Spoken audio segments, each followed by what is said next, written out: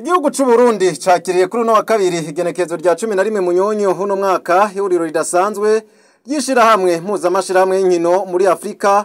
Inama igamije kurabira hamwe intambamyi zifatiye ku busumbasumbane bufatiye ku gitsina buvugwa mu gisata c'indero. Inama iri kibera mu gisagara ca Bujumbura ikaba yuguruwe icese n'umukuru w'igihugu c'u Burundi Evariste Ndayishimiye, akaba ari kumwe n'umutamukanyi wiwe umunyamabanga mukuru w'umugambwe CNDD-FDD n'umutamukanyi wiwe umushikiranganje mu vyajejwe arimwo inkino ugwaruka n'imico kama, abashinga amateka n'abakenguza amateka hamwe na buramatari w'intara ya Bujumbura.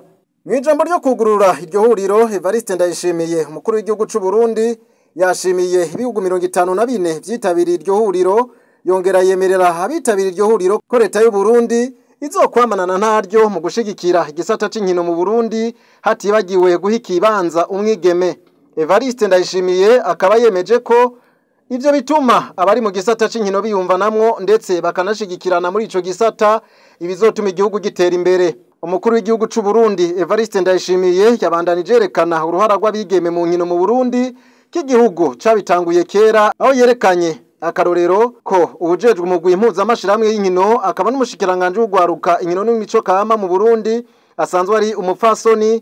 Arerekana imidari itari mike itahukanwa n'abigeme, ihiganwa ryo gusiganwa ku makinga ritunganywa ngaha mu gihugu c'u Burundi, ndetse yerekana n'abanonotsi babigeme bageze ku ntambwe ishimishije. Mwomenya ko muri iryo huriro umukuru w'igihugu c'u Burundi Evariste Ndayishimiye yambitswe umudari w'iteka n'ibindi bimenyetso n'umukuru w'ishiramwe ry'amashirahamwe impuzankino muri Afrika, nk'ikimenyetso cerekana ko yitanze mu gukundisha inkino Abarundi na Afrika muri rusangi.